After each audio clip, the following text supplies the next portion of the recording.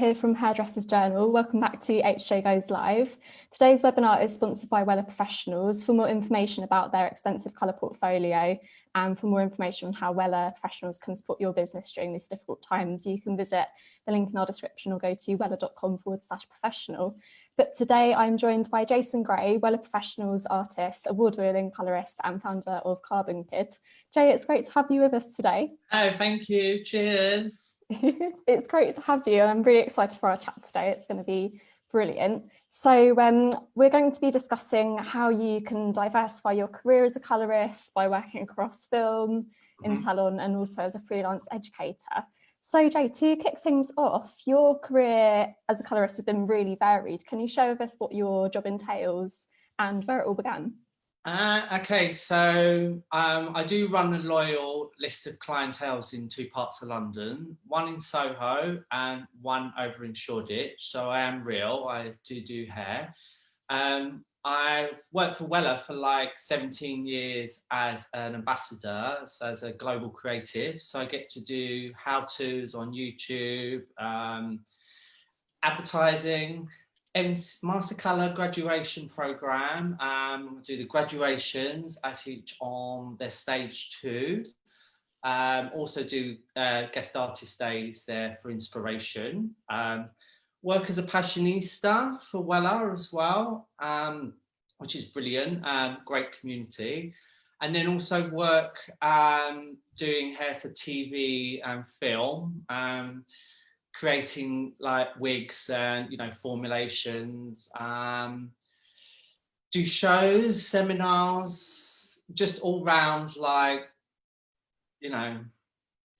stage persona thing, which is really great. I feel really lucky.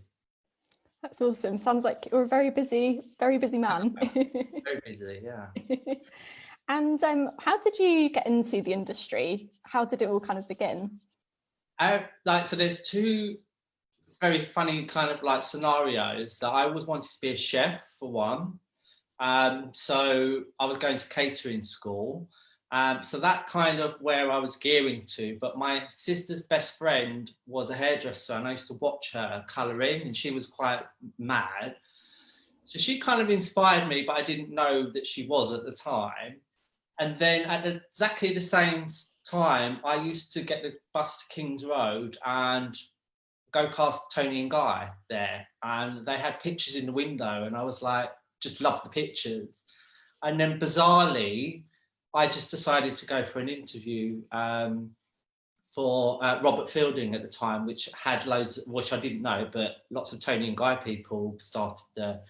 And I went there and I just started doing hairdressing and it kind of like moved forward. And then at 19, I jumped salons and joined Tony and Guy at Sloane Square, exactly where I kind of first was introduced to hairdressing in a strange way. And ironically, the pictures in the windows became my pictures. So my visuals appeared in the window. So that's kind of meant to be. And I stayed there for 25 years. Amazing. And how did that lead into doing all these other areas that you're doing, such as films and education? So the great thing about Sloane Square, where I worked, that we were next door to the Royal Court Theatre. So we used to do a lot of theatre people, and the Royal Court Theatre actually showcases lots of plays that go on to Broadway. And I didn't really know much about it then, but started doing like actresses and stuff. And then you started getting American actresses doing plays there. And these were people like Stephanie Beacham, who was in Dynasty. So she was one of my clients and that kind of thing, Jamie Lee Curtis and Mia Farrow and like all these amazing people. And then from that, you get recommendations. And I started doing the tryouts for like BBC programmes. So when they would bring someone in to create a character, you would kind of help them formulate the colour and so. And then it just kind of became a normal thing for me and kind of just gone backwards and forwards from it over the years. That's amazing and so great that you've had such a varied career. Can you share any highlights that you've had that have stuck out in your career? Yes, early highlights. Early highlights. It sounds funny, isn't it? It's like colour, literally. So one of the best ones going far back was the fact that with my job role at Tony & Guy then, I got to travel the world, and some of the most iconic things I got to do was work on stage at the Royal Albert Hall on more than one occasion, and at Hollywood Palladium. So they were kind of like, you know, like these iconic venues you get to be on, and you never thought you would ever end up there, but you did. And then kind of like doing my ambassador roles for Wella, which started out with Trend Vision and has evolved. I, you know, did shows, became a judge, a regional judge, an international judge, like, which is like amazing to do, and then a mentor, and then a global mentor, and then Wella taking me under their wing for my own brand and adopted me, and you know, back in Karbon Kyd, and then me doing the same things but as Karbon Kyd. So that's kind of where we are now. Yeah, That's awesome. And what advice would you give to other colourists who are perhaps wanting to take their skills in another direction in the hairdressing industry? What would you recommend? Say yes to everything if the opportunity is good. It's the best advice I've ever been given. Don't be like, well, how much are you going to pay me kind of thing. I think everyone knows if you want to get on in the industry, you have to assist. So I assisted certain people, and I just said yes to everything, regardless if it was 7 days a week. And then you get your name about, and you're reliable, you turn up, you're friendly, you're humble, you do your job, and you give 120%, and people remember that. And I think that's the best advice that anyone could have, really. It's definitely some great advice. And how did you go about staying creative during lockdown during this time? Because I guess everything came to a standstill in all areas of the industry, didn't it? What were you doing to stay creative? Well, I painted my whole house. White, you know, painted. Basically going through old archives and stuff, and then doing more research and looking at where I want to be, and taking the time to kind of chill and focus. And I shot a new video collection, like a brand VT, which I did socially distant, in a massive warehouse that was too big for anyone, but you know, it made it possible.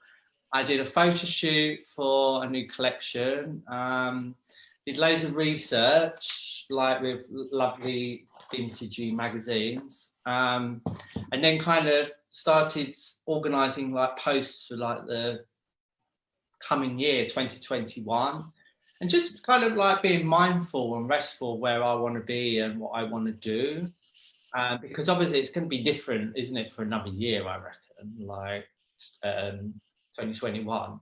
So yeah, just kind of not letting it get me down. Like I said, you know, I was out running every morning at 6 a.m, whether it was warm or cold, rain or not rain. And then that clears my mind, and then I come back and I have a task for the day, like painting a room, and then just doing creative stuff, really, and just looking at old things like old perfume bottles and thinking, oh, what can I do with that? So just anything around me, I'm like that, like a cultural magpie. I just pick things up and like, oh, right, that's going to be something. So yeah, just picking every day, or taking every day and just turning it into a creative day. Amazing. And what colour trends are you most excited about as we head into 2021? Is there anything that you think will be really big, or perhaps the way that consumers are going to be approaching their hair colour in the coming year? Yeah, so it's kind of weird, isn't it, that you've got kind of two kind of sets, really. You kind of got like everything that's become kind of balayage focused, or freehand, open air, feuillage, all of that. That's kind of turned into one big mass market and overtaken the whole highlighting factor. And then on the other side, you've got like the creative side, where what would have been dip dyes 5 years ago are now root glows. So you kind of got people like Billie Eilish who are doing like, you know, neon roots and stuff. And I think that's kind of a mass market that can kind of work really well when you have people working against the clock. So you can come in for an hour and say you've got old bleach, you can just redo your roots and then work with something like Colour Fresh masks, the new Wella masks, which are amazing, by the way, and like create these like minty, pinky pastel tone. And then people love that they can come in and do something very quick. So you've got that whole market. And then you've just got like the beautiful blondes and beautiful reds. So depth, warmth, clarity. So red polished colours, rich kind of hazelnut, burnished browns.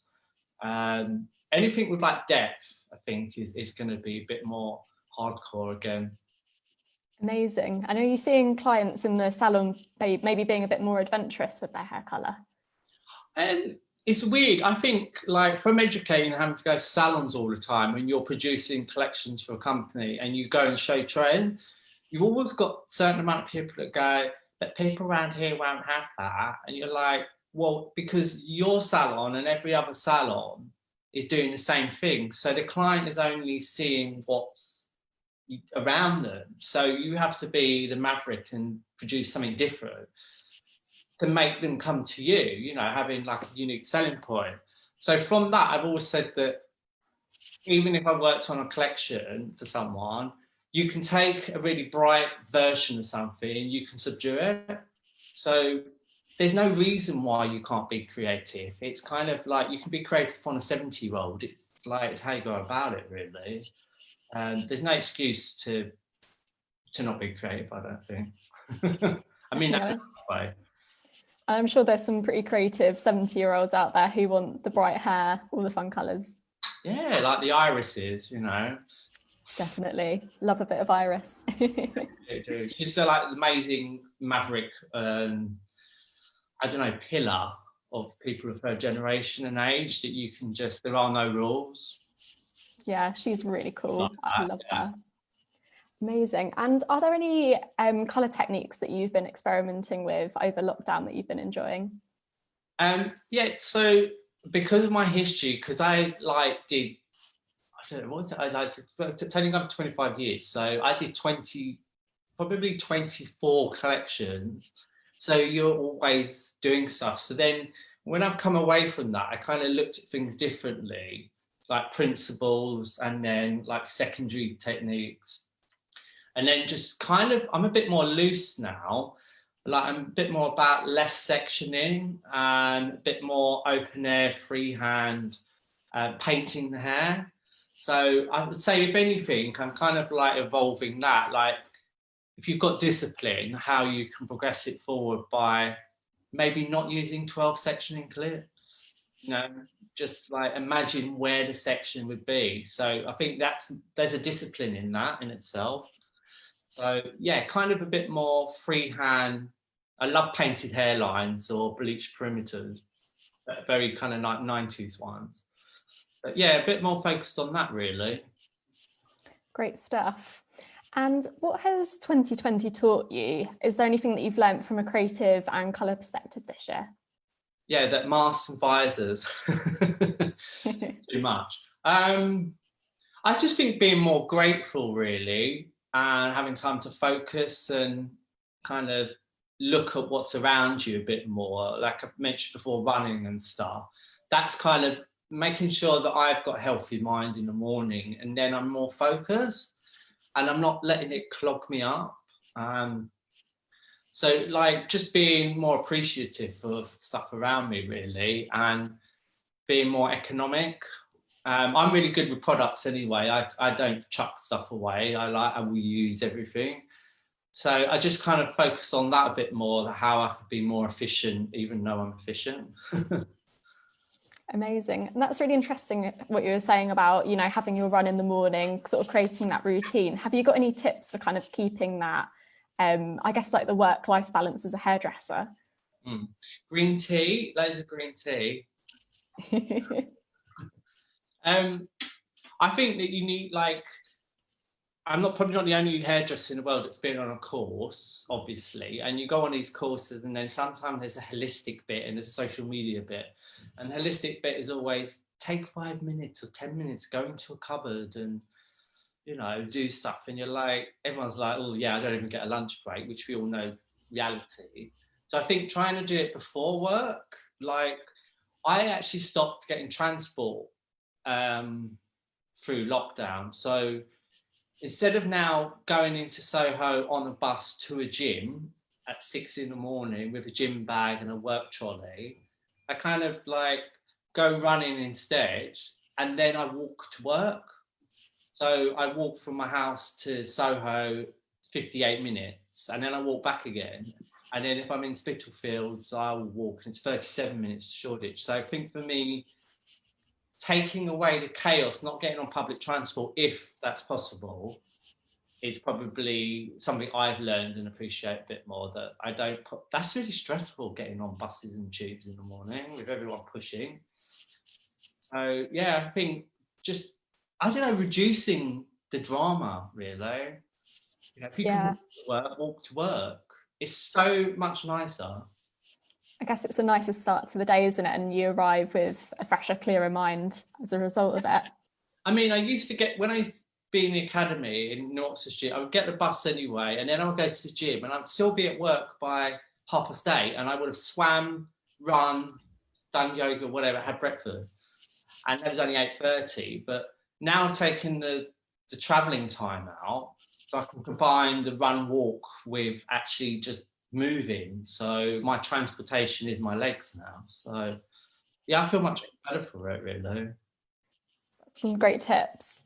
And what are your, moving on to sort of like colour, what are your hints and tips for experimenting with colour at the moment? I think if you're going to experiment with colour, you know, there's always the option that we used to say, bring a model into the salon. There's always salons that will allow you time, sure, or it's, you know, the lunch break you don't have. But if you've got a creative client, sometimes it's even worth offering to do their hair free for once, just so you can push it a bit more, and then do the social media post. But I think do it on yourself as well. Like I used to bleach my hair like to buggery and had it long and everything, just so I could do things on myself, so that I knew how it worked, really. And I think when you do it on yourself, your limitations become less because you're a bit more confident. You know, I'm not going to say breaking the rules, but yeah, kind of pushing it as far as you can push it. If they used to tell me not to do something, I would do it. Just what would happen. Yeah. Awesome. And I know that you're working on some exciting projects at the moment. So are you able to share with us a few things that you're working on at the moment? Yeah, so I'm, one of the things I'm working on, the main things I've been working on is a TV drama, a period drama, which we're doing season 2 now, and season 1 airs in January on Channel 4, but it's a period drama. So the technical work in that is hard because there was no hair colour before the 19th century. So anything that's on camera can't look like it's coloured.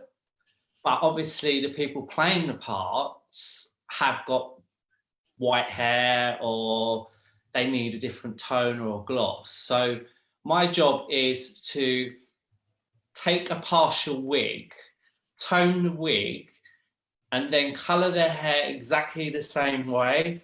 But obviously with their hair, you've got all the issues like their natural pigment, the white hair, but they basically both have to look exactly the same. And then you have these extended pieces which are used to, you know, if there's like a ballroom scene, they might add extra hair in, but they're not extensions of such. They're like stems or on these rods. So all of that hair has to look the same. The problem is in the upkeep, because as they wash their hair might change nuance. So my job is to make sure that whatever happens, I'm on call so that I can make sure their hair looks exactly the same. So that in itself is really, it's challenging, but it's actually really, really good fun. And obviously I'm using everything from Wella, which is like, you know, the only go-to brand.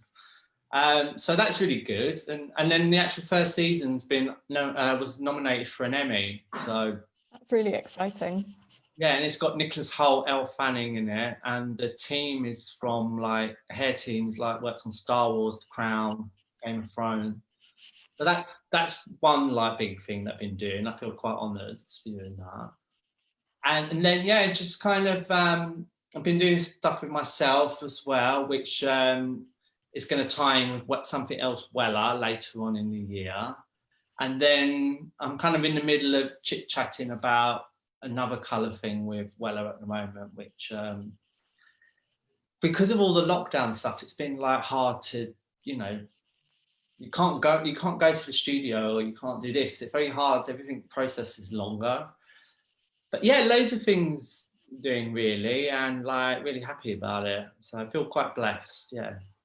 Sounds really exciting, and it would be great if you can share a little bit more about working on film as well, and maybe what's the kind of creative process of working out what a character's hair colour is going to look like. Can you share with us any insights on that? So obviously you get given a brief. This person, you know, is an aristocrat, say for instance, or they're a criminal. So if they're a criminal, they're going to be a bit more grubby. So if, say like on a guy, when I've done those ones, I worked on The Wire, you know The Wire? Yeah. And I did like a psychopath on there. So the idea was kind of like, he had some white hair, but I was like, you shouldn't get rid of it all. But what you do is like colour his hair really roughly and leave pieces out, and then kind of use your hands towards the end to kind of like migrate it. So it doesn't look like he's got a lot of white, but a lot of it's present, if you know what I mean. So you almost kind of like put a gloss over it, but in a manly, I should say, a manly way. So he looks a bit like crazy, and like he pulls his hair out. That's kind of like, you have to get into the mind of it really. And then things like period dramas and stuff, they're like this particular one, they use their hairlines. So the wigs only sit here. So you have to be really conscious about not having any glow on the hairline. So I use white paper. So a piece of white paper when I colour the hair, so I can keep checking between the wig, the stem, and the hair I've coloured, that they're all exactly the same, and that they look the same in different lights, like warm light, cool light, natural light. So it's getting into the mind of it really, and knowing that it can never look coloured, which is a strange thing to say as a colourist, but that's it. And it's the polar opposite of doing advertising. Like when I've done advertising stuff, say like colour shoot, it's about the premium, the shine and the gloss. But if it's a blonde, it can't, if it says it's cool, it has to look cool, as in tonality. But obviously if there's warmth shining on it, then it's hard. So they're all hard, but I think no, it's the thing in there that you have to make sure there's light in the hair. So you have to basically create highs and lows that don't look obvious, so that when it goes into a light or a camera setting, it looks natural. So yeah, so challenging, but I think that's the best way to work, because it's more technical. Much more technical. It sounds, yeah, so complex, having to work out how hair looks in one light, and then if it's another scene and it's a slightly different light, it must be just an absolute minefield. You have to create a formula, you have to create a backup, and you have to create a daily routine. So if you're not there, that they use a cool shampoo that's not going to make their hair look blue, obviously. So if they're brunette, you have to use like charcoal, so that it just, you know, any warmth that starts coming through, it can be flattened really easily. And yeah, I do eyebrows and everything. Like I have to colour eyebrows. What's that like?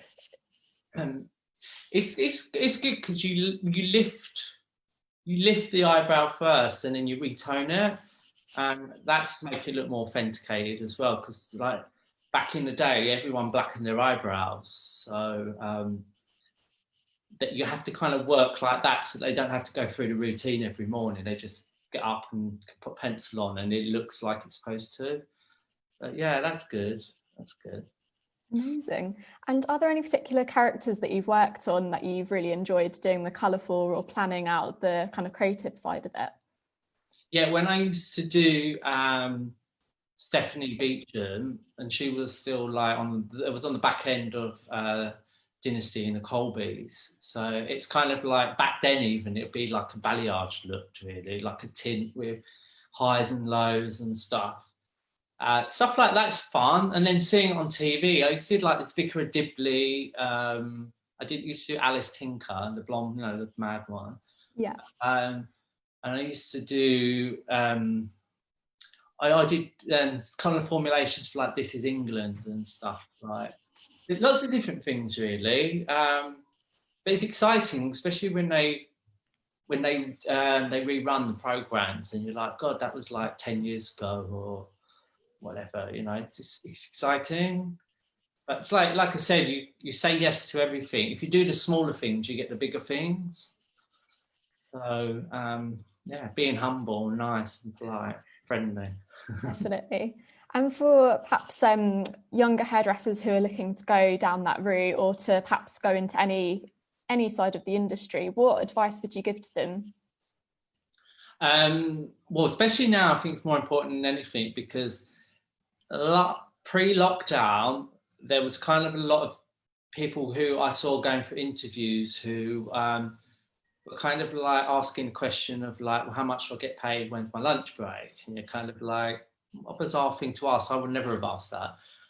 But what's come of it, that a lot of people have been using YouTube tutorials, and I think they think that they can get trained on that and will get a job.